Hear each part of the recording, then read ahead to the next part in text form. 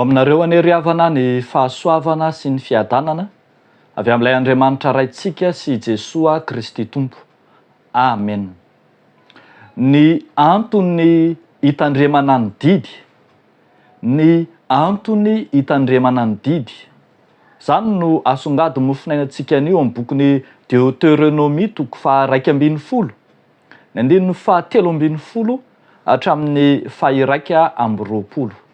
Vakitsika amin'ny anaran'ny Tompo manao hoe: ary raha iaino tsara ny didiko izay andidiko anareo anio ianareo, ka ho tian'i Jehovah Andriamanitrareo sy hanompo azy amin'ny fonareo rehetra sy ny fanahinareo rehetra, dia alatsako ao amin'ny taninareo ny ranon'orana amin'ny fotoany, dia ny lohaorana sy ny farahorana, mba hanangonanao ny varinao sy ny ranom-boalobokao ary ny diloilonao, ary ampaniriko ahitra ny sahanao ho an'ny biby fiomponao, ary hinakanina ianao ka ho voky, kanefa mitandrema ianareo, fandrao ho voafitaky ny fonareo ka hivily hanompo andriamanin-kafa sy hiankohoka eo anatrehany ianareo.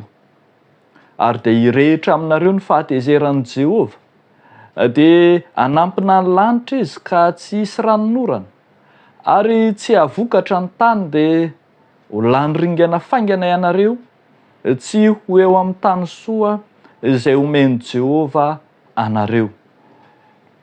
Koa alatsao amin'ny fonareo sy ao amin'ny fanahinareo zao teniko izao, ary fehezo famantarana eo amin'ny tananareo izy, ary eo ka ho fehy fampahatsiarovana eo ambonin'ny handrinareo, ary ampianariny zanakareo zany ka resao na mipetraka ao an-tranonao ianao, na mandeha eny an-dalana, na mandry, na mifoha, ary soraty eo amin'ny tolam-baravaran'ny tranonao sy eo amin'ny vavahadinao izy, mba ho maro ny andronareo sy ny andron'ny taranakareo eo amin'ny tany izay nianianan'i Jehovah tamin'ny razanareo omena azy, toy ny faharetan'ny lanitra ambonin'ny tany. Ray Masino, manamasinanay amin'ny fahamarinana, ny teninao no fahamarinana. Amen. Ny antony hitandremana ny didy. Ny bokin'ny Deutéronomie dia mampahatsiahy ny amin'ny lalàna sy didy nomen'Andriamanitra tamin'ny Mosesy ho an'ny zanak'Israely fahizay. Zay raha teo ny hevitry le teny hoe Deutéronomie, izao no teny, na hoe amafisina ny teny, dia indro ary amafisina amin'izy ireo ny amin'ny fitandremana ny didy sy ny lalàna samihafa izay efa nomeny Jehovah Andriamanitra azy amin'ny vahoaka voafidin'Andriamanitra azy. Raha somary ifatohantsika kely ny antony mahasarotiny an'Andriamanitra ka miteny azy ireo mandrakariva any amin'ny tsy maintsy hitandremana ny didy, dia ambaran'ny Deutéronomie toko 10 sy ny toko 12 ireo antony maro izay manery azy ireo hitandrina ny didin'Andriamanitra. Hitantsika eo ohatra ny fanambarany fa Andriamanitra dia avo indrindra, lehibe indrindra, tompony tompo, ary io Andriamanitra io dia Andriamanitra mitsinjo ny madinika, mitsinjo ny kamboty, ny mpitondran-tena, ny vahiny, araka izay hitantsika any amin'ny toko 10 ny andininy faha 17 sy manaraka. Ampahatsiaroviny eo fa tokony hitandrina ny didy izy ireo, satria Andriamanitra dia io no efa niazy ireo tany an-tanin'olona. Ny filazany azy eto moa dia hoe efa mba vahiny tany an-tanin'olona ianareo. Tokony hitandrina ny didy izy ireo satria efa niaina, efa hitan'ireo maso tsara mihitsy ny famonjena nataon'Andriamanitra azy, tany Egypta, ny nanavotan'Andriamanitra azy teo amin'ny sandry maherin'Andriamanitra teo an-tanany miaramilan'ny Farao sy ny Egyptianina rehetra.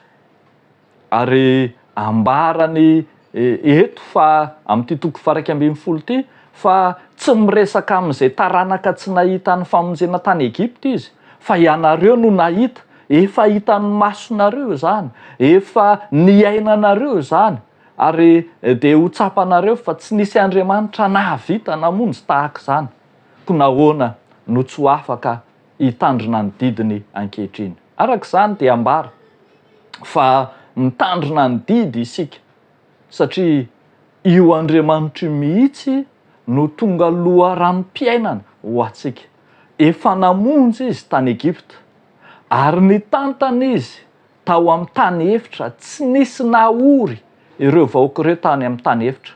Dia indro izy ampiditra azy amin'ny tany Kanana, tany fampanantenana, tany efa voahomana, tany tsy mila tondrahana fa efa tondra-dronono sy tantely, dia nahoana no tsy hitandrina ny didy.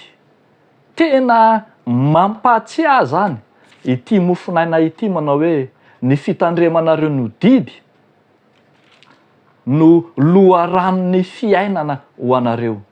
Rehefa mitandrina ny didin'Andriamanitra ny mino, dia tonga mitsofoka eo amin'ny fiainany Andriamanitra, mahalavorary ny fiainany andavanandro. Dia hitantsika eto tsara mihitsy fa izy no mampahavokatra ny vary, ny ranom-boaloboka, ny diloilo, izy no mandrotsaka ny andon'ny lanitra sy mampitsiry ny tany.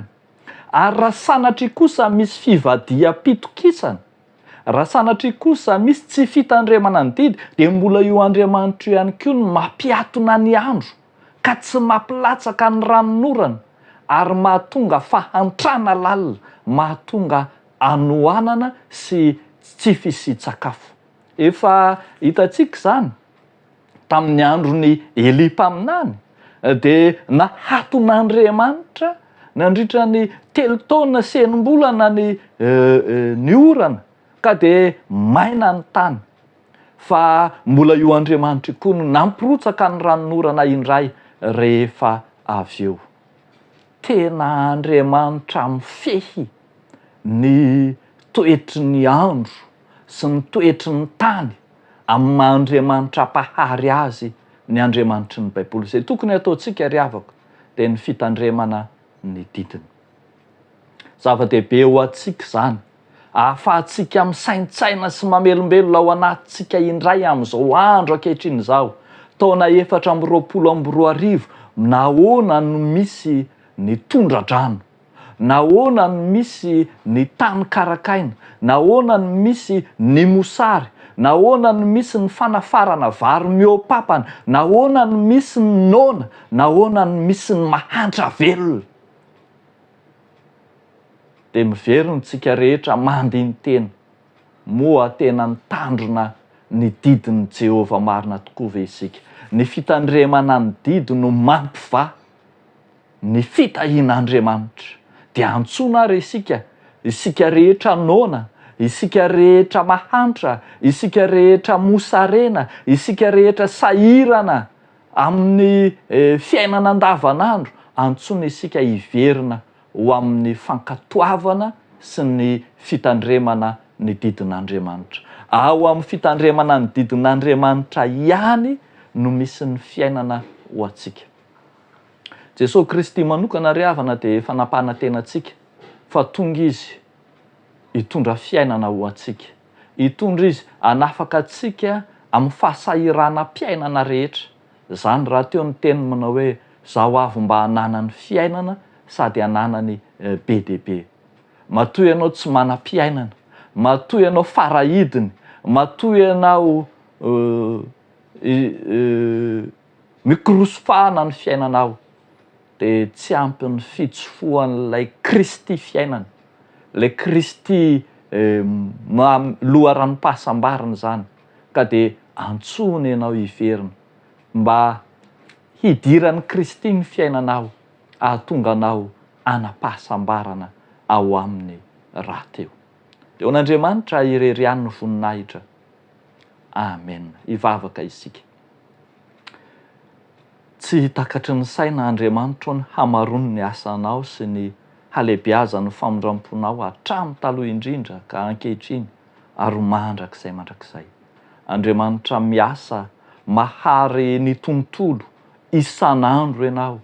Ianao ilay loharanon'mpiainana, ianao ilay loharanon'ny fiadanana sy fahasambarana.